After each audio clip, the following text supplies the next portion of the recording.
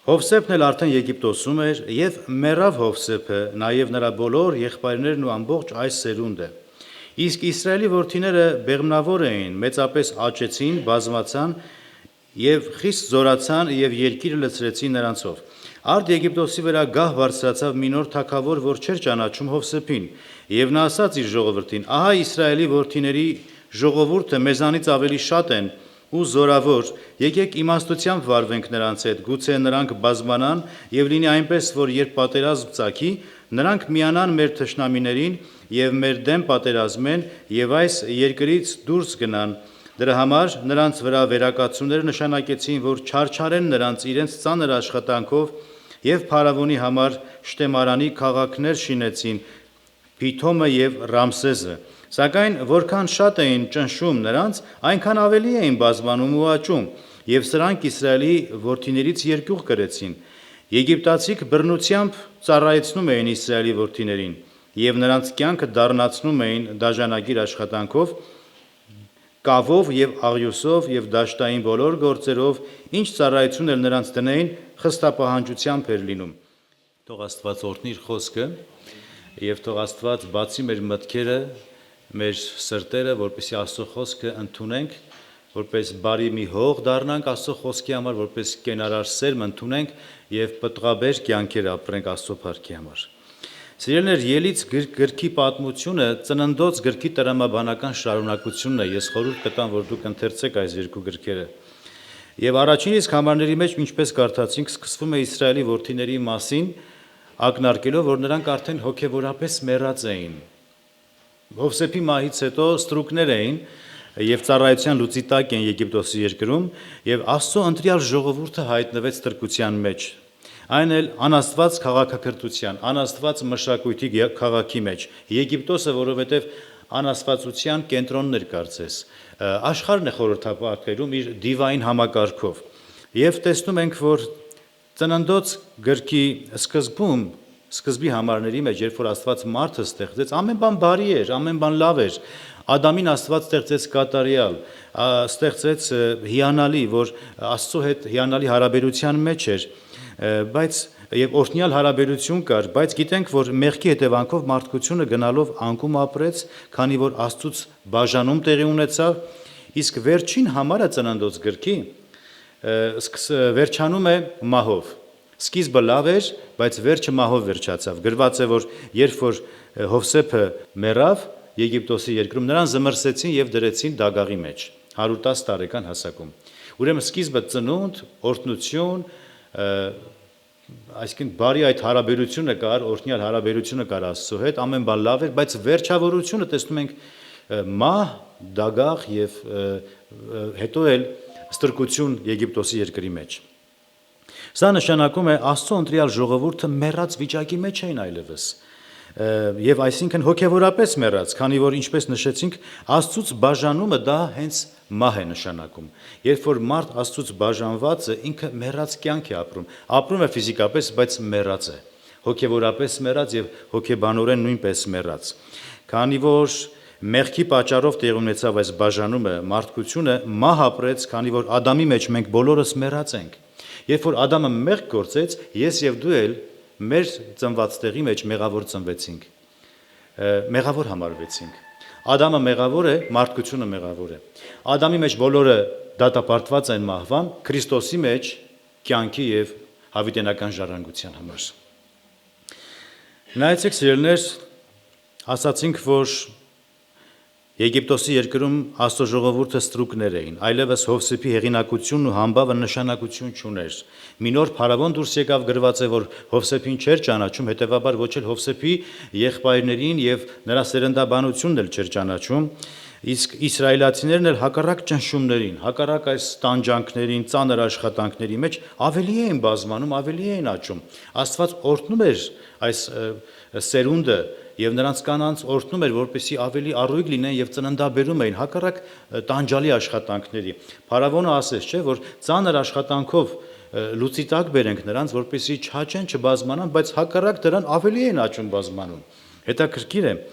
եւ որքան որ ավելի ճնշում էին այս ժողովրդին, նրանք ավելի բազմանում էին։ Այստեղ կարևոր է արձանագրենք, որ թեև նրանք մեռած կարգավիճակի մեջ էին, որովհետև ասացինք սկզբում, որ հոգևորապես մեռած էին։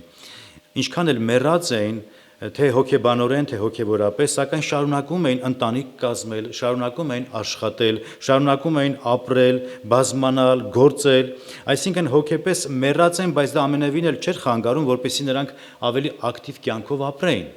Այսօր էլ մարդիկ, երբ որ նայում են, գործում են, ապրում են, ընտանիք են կազմում, բազմանում են, աշխատում են, չէ, որոշումներ են կայացնում, ամուսնանում են, ամուսնալուծվում են, ինչ որ անում են, ապրում են, բայց եթե առանց Քրիստոսի են, նրանք մեռած են։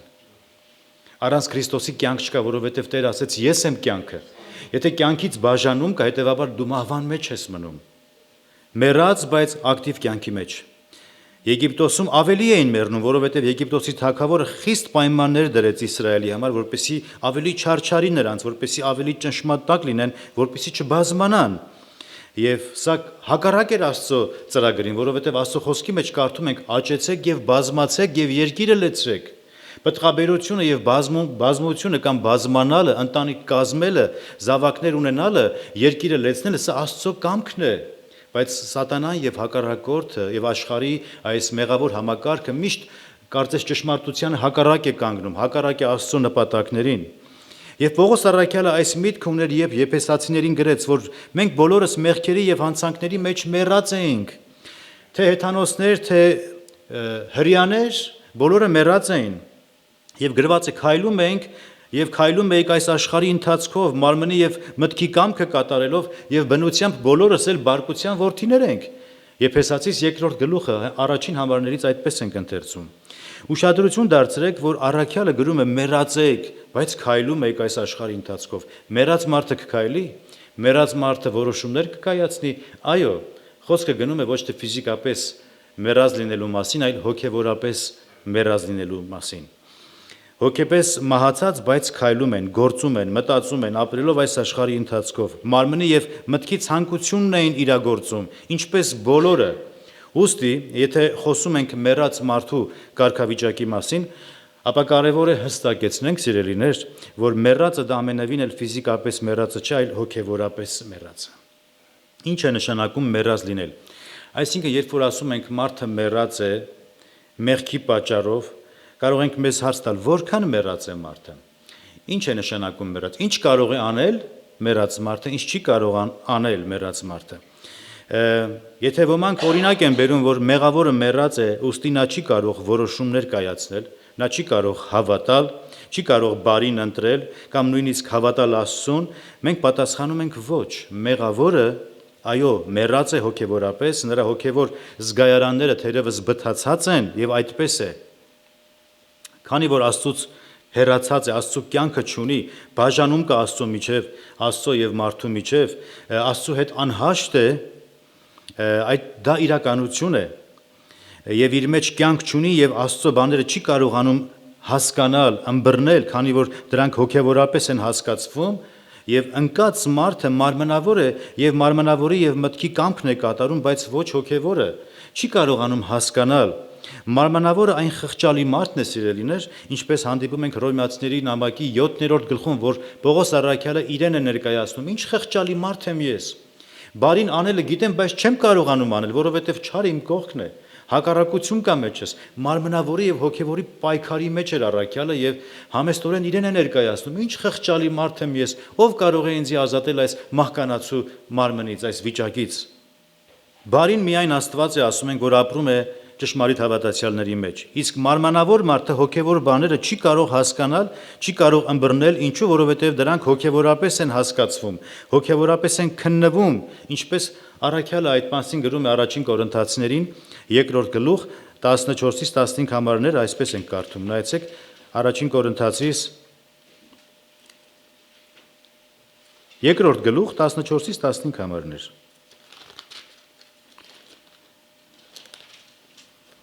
Առաջին Կորինթացի 2-րդ գլուխ 14-15։ Հա, բացել ես։ Դե բարձր որ կարդաս շնորհակալ կլինեմ եղբայր։ Բայց ոչ հոգևոր մարդը չի ընդունում այն, ինչ Աստծո հոգուց է, որովհետև սրանք նրա համար հիմարություն են, եւ չի էլ կարող ճանաչել, որովհետև դրանք հոգևոր կերպով են քննվում։ Իսկ հոգևոր մարդը ամեն բան քննում է եւ ինքը ոչ ոքի կողմից չի քննվում։ Ամեն։ Բայց հոգևոր մարդը ամեն բան հասկանում է, քննում է, դրանք հոգևոր է։ Բայց մարմնավորը չի կարող, չի էլ կարող, որտեղ ինքը մարմնավոր է, հոգու բաները չի կարող հասկանալ։ Նայեցեք սիրելիներ, Իսրայելին անդրադառնալով Իսրայելի ժողովուրդը, որ Եգիպտոսի երկրի մեջ էր, որպես Աստծո ժողովուրդ, ընտրյալ ժողովուրդ են, սակայն իրենց նպատակից շեղվել էին։ Աստված ընտրել էր նրանց, սա հստակեցնենք, որ նրանք ընտրվել էին Աստծո նպատակները, ծրագրերը առաջ տանելու համար։ Նրանք չէին ընտրվել հավիտենական կյանքի կամ հավիտենական փրկության համար, որպես ժողովուրդ, այլ ընտրված էին Աստծո ծրագրերը իրականացնելու համար երկրի վրա, որպեսզի Աստված այս ազգի, այս ժողովրդի միջոցով իր թագավորությունը հաստատեր երկրի վրա եւ որպեսզի այս ժողովրդի միջից էլ շարավիղը առաջ բերեր եւ փրկություն հայթայթեր։ Աստծուն երկիր էր պետք, ժողովուրդ էր պետք, որպեսզի իր ծրագիրը, իր նպատակը իրագործեր,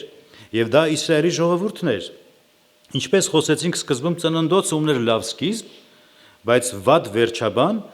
եւ Ելից գիրքը այդ մասին է արձանագրում, այսինքն Ելիցը շարունակությունն է ծննդոց գրքի, որ նրանք ստրուկներ էին, սակայն լինելով մեռածներ, ստրուկներ, գերիներ, կարողություն ունեցան արձագանքել, որ երբ լսեցին փրկության մասին, երբ որ լսեցին ազատագրության մասին, երբ որ Աստված պետք է պատուհասեր Եգիպտոսի երկիրը, նրանք ուզեցին դուրս գալ Եգիպտոսից, այսինքն հոժարություն ցուցաբերեցին, համաձայնվեցին, որպեսզի մենք էլ ենք ուզում ազատվենք, մենք էլ ենք ուզում դուրս գալ։ Եվ գիտեին, որ Աստված պետք է պատուհասեր Եգիպտոսը մերցնելով բոլոր անդրանիկներին, այսինքն առաջնեկներին, թե մարդ, թե անասուն, եւ գրված է նրանք հավատքով զատիկը կատարեցին։ Նույնիսկ հավատացին եւ զատիկը նշեցին իրենց տների մեջ։ Ամեն տուն մեկական գառնուկ վերցրեց, գիտենք պատմությունը մորթեցին եւ այդ զատկական գառնուկը եւ արյունը քսեցին իրենց դրան դիկների վրա։ Գրված է, որ հավատքով էլ դուրս եկան կարմիր ծովով, ուստի նրանք կարողացան արձագանք տալ այս բաներին։ Մեղավոր, մեռած, ստրուկ, բայց կարողացան արձագանքել փրկության համար, ազատագրության համար։ Երբ ամբողջ մի ժողովուրդ Մովսեսի միջոցով դուրս եկան Եգիպտոսից, եւ քանի որ Աստված ուխտ ուներ նրանց հետ, այսինքն նրանց հայրերի Աբրահամի, Իսահակի եւ Ակոբի հետ, որ այդ սերունդը պիտի բնակվի այն երկրում, որ կաթու մեղր է բխում, Քանանի երկիրը, եւ այսպիսով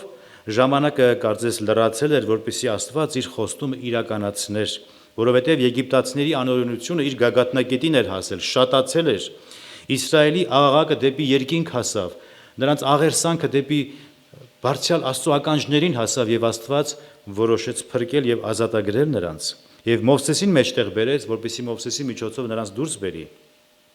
Ուրեմն խոսում ենք միաժամանակ Իսրայելի ժողովրդի պատմության կամ նրանց կարգավիճակի մասին եւ միաժամանակ խոսում ենք մեղավոր մարդու կարգավիճակի մասին, որոնք զուգահեռներ են։ Գալով մեղավոր մարդու կարգավիճակին, խոսեցինք, որ մեղավորը որքան էլ մեռած լինի, նրա ներսում դեռ լույսի պատրույգը չի հանգել, հույս կա։ Ամենևին էլ դա չի նշանակում, որ նա, որ մեռած է, չի կարող արձագանքել, պատասխան տալ, որոշում կայացնել։ Պատրույգը չի հանգել վերջնականապես, նա կարող է արձագանքել, կարող է հավատալ։ Հակառակ դեպքում Տեր Հիսուսը չէր հայտարարի ասելով, ով որ հավատա կփրկվի, եւ միջև չհավատակ, որ ես եմ ձեր մեղքերի մեջ կմեռնեք։ Ուրեմն նրանք կարող էին արձագանքել, պատասխանել այս հրավերին։ Եվ կամ ինչպես գրում է Պողոսը Հռոմեացիներին, որ ով Տիրոջ անունը կանչի կփրկվի։ Ադամը, երբ հասկացավ, որ մեղք է գործել, առաջին մարդը ինչ արեց, ամաչեց, չէ՞, հասկացավ, որ մերկ է եւ անմիջապես թզենու տերևներով իրեն ծածկեց։ Թզենու տերևների մասին չենք խոսում, բայց կարևոր է, որ գիտակցեց, հասկացավ, որ մեղանչել է Աստծո առաջ եւ ուզեց իր մերկությունը ծածկել։ Միջև այդ ինքը չէր հասկանում, որ մերկ է։ Եվ մեղքի գիտակցություն բացվեց նրա մեջ։ Բայց այստեղ կարևոր բայց կա, սիրելիներ։ Կարևոր է չմոռանանք, որ ընկած մարդուն, մեղավոր մարդուն համոզողը, հանդիմանողը, խղճմտանքի հետ խոսողը Աստծո Սուրբ Հոգին է։ Առանց Սուրբ Հոգու համոզումի հանդիմանության մեղավորը չի անդրադառնա։ Եվ Սուրբ Հոգին իրավիճակների առաջ է բերում։ դիպվածներ է պատահում մարդու հետ, խղճմտանքի հետ է խոսում, հանդիմանում է Սուրբ Հոգին, փսփսում է ականջին, կերպերը Աստված գիտի, որպեսզի մեղավորը անդրադառնա, տեսնի, որ ինքը կույր է, չի կարող տեսնել, տեսնի ինքը, որ բորոտ է, չի կարող ինքն իրեն մաքրվել, տեսնի, որ ինքը կաղ է, չի կարողանալ քայլել։ Եվ ասի, Տեր, ողորմա ինձ, ուզում եմ տեսնել, Տեր, ողորմա ինձ, ուզում եմ մաքրվել բորոտությունից, Տեր, ողորմա ինձ, ուզում եմ քայլել։ Տեր Հիսուսը հիշում եք, կույր Բարտեմեոսին ասաց, ինչ ես ուզում քեզ համար անեմ։ Ասաց, Տեր, ուզում եմ տեսնել։ Բայց մի րոպե, Տեր Հիսուս,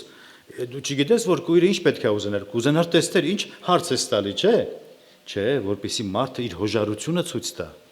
Աստված ստիպողաբար չի փրկում մարդուն։ Այո, համոզում է հոգիով, հանդիմանում է, վերում է մի իրավիճակի մեջ, որ ասի, Տեր, ուզում եմ տեսնել, Տեր, ուզում եմ փրկվել, Տեր, ուզում եմ մաքրվել, մաքրիր ինձ։ Համոզողը եւ դեպի Քրիստոսին առաջնորդող Աստծո Սուրբ Հոգին է։ Ցույց է տալիս, որ դու մեղավոր ես, անկարող ես, դու սնանկ ես, դու աղքատ ես, դու կույր ես, չես կարող ինքդ քեզ փրկել։ Այսպես որ շարունակես սիրելիս դժոխք ես գնալու։ Այդ ամենը Սուրբ Հոգու աշխատանքն է մեղավորի հետ։ Սա կարևոր է, որ նշենք։ Եվ այդ մասին Տեր Հիսուսը շատ հստակ ասաց Հովանու ավետարան 16-րդ գլուխ 7-ից 9 համարների մեջ այսպես ենք կարդում։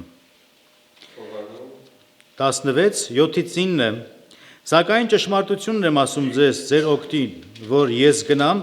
որովհետև եթե ես չգնամ, մխիթարիչը չի գա ձեզ, իսկ եթե գնամ, ես նրան ձեզ պիտի ուղարկեմ, եւ երբ նա գա, նա աշխարհին պիտի հանդիմանի մեղքի համար, եւ արդարության համար, եւ դատաստանի համար, մեղքի համար, որովհետև ինչ չեն հավատում, եւ շարունակության մեջ կարդում ենք արդարության համար եւ այլն։ Այսինքն մխիթարիչը Աստծո Սուրբ Հոգին է, որ հանդիմանում է մեղավորին, հանդիմանում է աշխարհին, որպեսզի մարդիկ ապաշխարությամբ դեպի Տիրոջը դառնան։ Նայեցեք սիրելիներ, եթե մարդկանց փոխարեն լինեին անշունչ առարկաներ, աթոռ, սեղան, չգիտեմ, տարբեր անշունչ առարկաներ, Աստված ինչպես ուզեր նրանց հետ կվարվեր։ Բայց մարդը Աստծո պատկերով եւ նմանությամբ է ստեղծված։ Իհարկե շնորհազրկվել է, մեռած է հոգեվորապես, բայց ուզում է որպեսզի մարդը ինքը խելքի գա, ինչպես անարակ որդին գրված է, խելքի եկավ։ Եվ Տիրոջ անունը կանչի։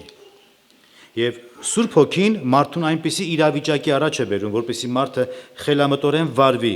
նախ տեսնի իր մեղավոր լինելը, իր սնանկ լինելը, եւ տեսնի փրկչին, որ իր համար խաչվեց, որ կանչում է դեպի փրկության։ Այս գործընթացը մենք ֆիզիկապես մեր աչքերով չենք տեսնում, թե ինչպես մարդը հավատաց, ինչպես մարդը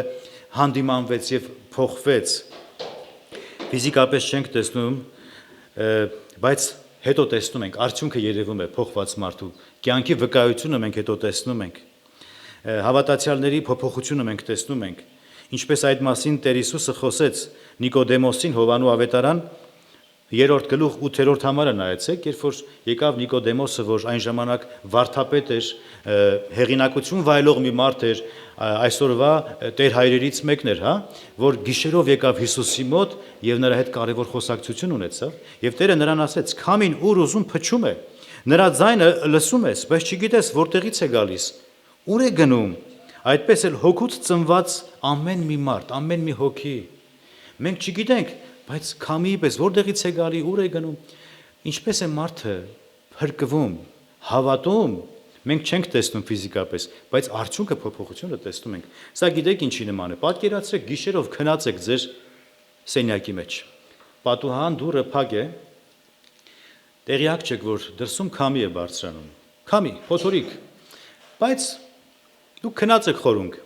Առավոտյան դուրս եք գալիս կամ բալկոն եք դուրս գալի, տեսնում եք տերևները թափված, ծառի ճյուղերը կոտրտված, դուք չեք տեսել, բայց հասկանում եք, միշտ դուք քնած եք եղել, գիշերով քամի է բարձրացել։ Այսինքն արդյունքն եք տեսնում, հետևանքն եք տեսնում։ Այնպես էլ փոխված մարդկանց վկայությունից երևում է, որ մարդը փոխված է, ինչպես փոխվեց չգիտենք, երևույթը տեսանելի չի, բայց Աստված փոխում է մարդկանց։ Երբ որ մեղավորը կանչում է Տիրոջ անունը, Տեր փրկիր ինձ, խնդրում եմ, ես էլ մեղավոր մարդ եմ,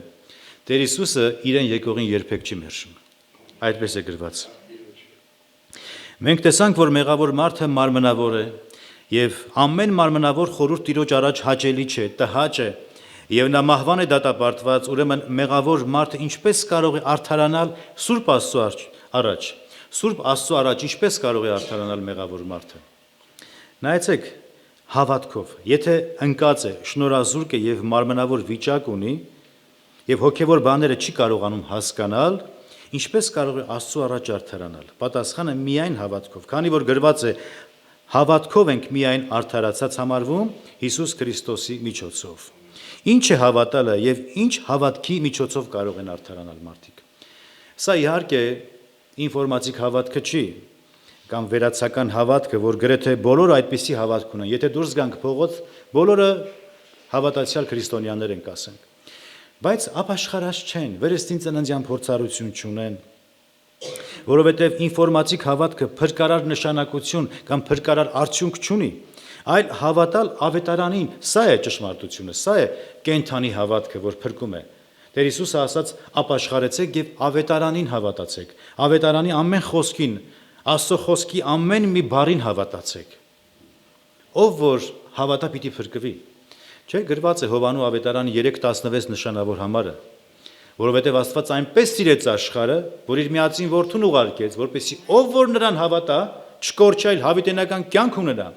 Եթե չհավատաս, սիրելիս, արդեն իսկ դատապարտված ես, որովհետև չհավատացիր Աստծո միածին որդու անվանը, բայց հավատքը փրկում է։ Հավատքը այն գործոնն, այդ գործիքն է, որ Աստված մարդկանց մեջ դրել է, որպեսզի գործածես փրկության համար։ Հավատք բառի բացատրությունը, թե եբրայերեն, թե հունարեն բացատրությունը, սա նշանակում է հավատարմություն, որովհետև հավատալ նշանակում է հավատարիմ լինել նրան, ով քեզ փրկեց։ Երկրորդ բացատրությունը նվիրվածությունն է։ Եթե ասում ես հավատում եմ, նշանակում է պետք է նվիրված լինես քո փրկչին, ով քեզ փրկեց։ Հավատարիմ, նվիրված, հավատարմորեն նվիրվածություն ունենալ, սա է հավատը։ Իսկ ինչպես պետք է հավատանք։ Եթե Տիգրան եղբայրը կարդա, շնորհակալ կլինեմ։ Հռոմեացիս 10 5-ից 17 համարներ։ Եթե բարձր կարդաս, շնորհակալ կլինեմ։ Մովսեսը գրում է այն արդարության մասին, որ օրենքից է բխում։ Այս բաները իրագործող մարդը դրանցով կապրի, բայց հավատից բխող արդարության մասին այսպես է ասում. Քո սրտում չասես, ով է երկինք բարձրանալու, այսինքն Քրիստոսին իջեցնելու համար, կամ ով է անդուտ իջնելու, այսինքն Քրիստոսին մեռելներից վեր հանելու համար։ Իսկ գիրքն ինչ է ասում։ Խոսքը մոտ է քեզ, քո բերանում է եւ քո սրտում է, այսինքն հավատը խոսքը, որ մենք քարոզում ենք, որովհետեւ եթե Հիսուսին քո բերանով Տեր դավանես եւ քո սրտում հավատաս, որ Աստված նրան մեռելներից հարություն տվեց, կփրկվես, քանի որ սրտով հավատում են արդարանալու համար եւ բերանով դավանում են փրկության համար, որովհետեւ գիրքն ասում է. ամեն ոք, ով նրան հավատա, չի ամաչելու։ Հրեայի եւ հույնի միջև խտրություն չկա, որովհետև բոլորի Տերը նույնն է։ Առատաձեռն բոլորի հանդեպ, ովքեր կանչում են Իրեն, քանի որ ով Տիրոջ անունը կանչի, կփրկվի։ Ինչպես կանչեն նրան, ում չհավատացին, կամ ինչպես կհավատան նրան, ում մասին չլսեցին, կամ ինչպես կլսեն առանց քարոզչի, եւ ինչպես կքարոզեն, եթե չուղարկվեն։ Ինչպես որ գրված է, ինչ գեղեցիկ են նրանց ոտքերը, ովքեր բարի ավետիստ են քարոզում։ Ամեն։ Բայց բոլորը չէ, որ ավետարանին հնազանդ եղան։ Եսային ասում է. Տեր, մեր ավետիսին ով հավատաց, ուրեմն հավատքը լսելուց է, իսկ լսելը Քրիստոսի խոսքից։ Ամեն։ Ուրեմն հավատքը լսելուց է, լսելը Աստծո խոսքից կամ Քրիստոսի խոսքից։ Սա կենթանի հավատքն է, սա ճշմարիտ եւ ընդունելի հավատքն է, երբ որ ավետարանի ձայնը լսում ես, սիրտը չես կարծրացնում, այլ ընդունում ես Քրիստոսին, որպես Տեր եւ Փրկիչ։ Բայց գրված է ինչպես պետք է հավատան մարդիկ, եթե չքարոզվի նրանց, կամ ինչպես պետք է քարոզեն, եթե Աստված չուղարկի քարոզիչների։ Աստված օրհնի եղբայրս։ Հռոմեացիս 5:1 Հավատքով արդարացած լինելով խաղաղություն ունենք Աստծո հետ մեր Տեր Հիսուս Քրիստոսի միջոցով։ Ուրեմն հավատքով արդարացած լինենք, արդարացած ենք։ Մեր արդարությունը Աստծո հետ, Աստված մեզ արդար է համարում, ոչ թե մենք արդար ենք, այլ արդար է հայտարարում, երբ որ մենք հավատում ենք։ բայց ինչպես Հիսուս Քրիստոսի միջոցով։ Մարկոս 1:15 համար լրացել է ժամանակ ասաց Տեր Հիսուսը եւ մոտեցել է Աստծո թագավորությունը, ուստի ապաշխարեցեք ու ավետարանին հավատացեք։ Սիրելիներ, վերջացնելով արձանագրենք կարևոր մի փաստ, որ փրկությունը բացառապես Աստծո կողմից է իրագործվում, սա պետք է մենք իմանանք։ Փրկության հարցով մարդը անելիք չունի, մարդը ներդրում չունի, ամբողջ ներդրումը իրագործող Աստված է,